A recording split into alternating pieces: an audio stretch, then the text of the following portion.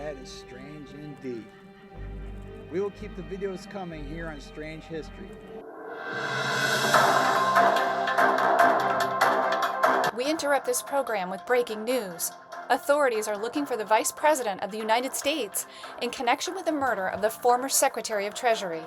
The two were last seen in a park in New Jersey yesterday after a dispute over a news article. Can you imagine waking up to that news? Well, it happened in 1804.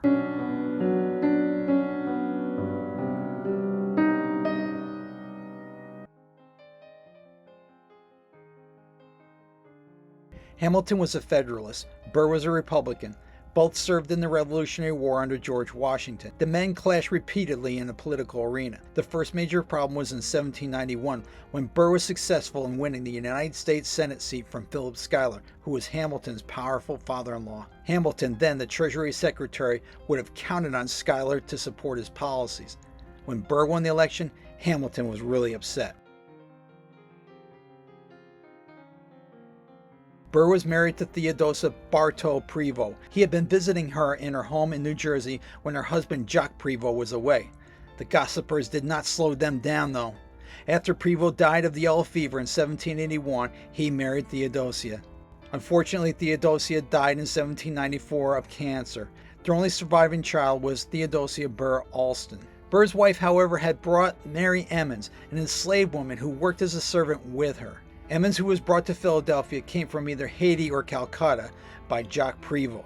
Aaron Burr, like the man he ran against for president, Thomas Jefferson, fathered two children, John Pierre and Louisa Charlotte, with Mary Emmons. Their son John Pierre went on later to become a famous abolitionist. Republicans Aaron Burr and Thomas Jefferson tied when they ran for the presidency. Hamilton seemed to distrust Burr more than he disliked Jefferson's policies. He believed that Burr was an opportunist that would change his policies to advance his career. However, he was not wealthy and would use his various positions to advance his self-serving purposes. Hamilton decided to lobby Congress to assist in the election of Thomas Jefferson. His campaign might not have any real effect, but Jefferson did emerge the winner. It was the New York governor's race in 1804, however, that pushed the two men to violence. In that election, Burr went against the Republicans and ran as an independent. Burr had gotten very little power when he was vice president, so he believed if he had won, he would regain some of that power he had lost. The prospect of Burr leading New York did not sit well with Hamilton. In early 1804, Hamilton tried to convince the New York Federalists not to support Burr. Burr was crushed in the general election by Morgan Lewis. In February 1804, Dr. Charles Cooper had attended a dinner party where Alexander Hamilton spoke out quite forcefully against Burr. Cooper later wrote a letter to Philip Schuyler in which he made reference to a particularly despicable opinion that was expressed by Hamilton about Burr. The letter got out and was published in a New York paper called the Albany Register. Burr wrote to Hamilton and demanded a duel to repair his honor. Hamilton did not want a duel, but if he refused, his political career would be over. Hamilton tried to work out the problem without a duel several times. These two political enemies, however, met on the dueling grounds in Weehawken, New Jersey, on the morning of July 11th. I challenge you to a duel.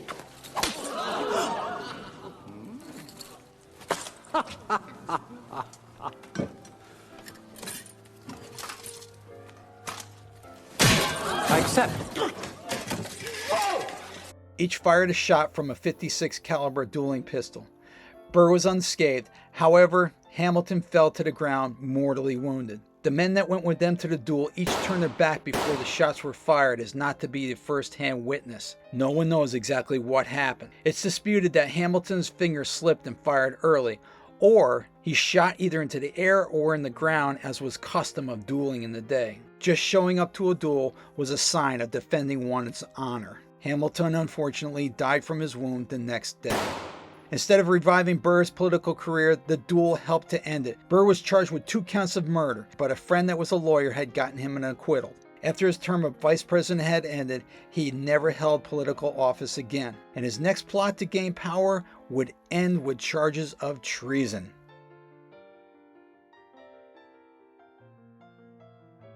Burr saw a chance to revive his fortunes. He cast his eyes on the newly acquired territory of Louisiana. The land was mostly unsettled. Its borders were disputed by Spain. Burr believed that with a relatively small and well-armed military force, he could pry the territory from Louisiana and build his own empire. He then enlisted U.S. Army Chief James Wilkinson, an arrogant and unscrupulous man who loved his liquor. Wilkinson had befriended Burr during the Revolutionary War. Burr had convinced Thomas Jefferson to name Wilkinson as governor of North Louisiana. In August 1804, the vice president contacted Anthony Merry, Britain's minister to the United States. Burr offered to help Britain take the Western Territory from the United States. Merry immediately sent a dispatch to Britain, detailing Burr's offer to effect a separation of the western part of the United States from the rest of the country. Cut it in half? In return, Burr wanted money and ships to carry out his conquest. Support from Britain had not arrived. In fact, it never would. If that wasn't bad enough, rumors about Burr's plans had begun to circulate and had even been published in Eastern newspapers. Burr did not seem to care and continued his quest for support. Meanwhile, the border conflict with Spain had begun to heat up. This fit perfectly into Burr's plan. Jefferson would order Wilkinson to Louisiana with U.S. troops. In the name of U.S. sovereignty, Wilkinson and Burr could attack Texas or even Mexico. Burr could then declare himself ruler of the conquered lands. In December 1806, Burr's plan was in total collapse, although he didn't know it at the time. Wilkinson thought this whole thing was going to fall apart. He decided to save his own skin and sent a letter to President Thomas Jefferson outlining the conspiracy without even naming Burr. A New Orleans newspaper announced a reward for the capture of Aaron Burr and reproduced in full a translation of a coded letter called the cipher letters that Burr had sent to Wilkinson. Burr surrendered to authorities and was arraigned before a grand jury. He claimed that he had no intention of attacking the U.S. territory, and the jury failed to return an indictment. Convinced he was being railroaded, he fled into the wilderness. On February 13, 1807, a soaking wet and disheveled Burr was captured and carried back to the federal court in Richmond, Virginia, to face trial for treason.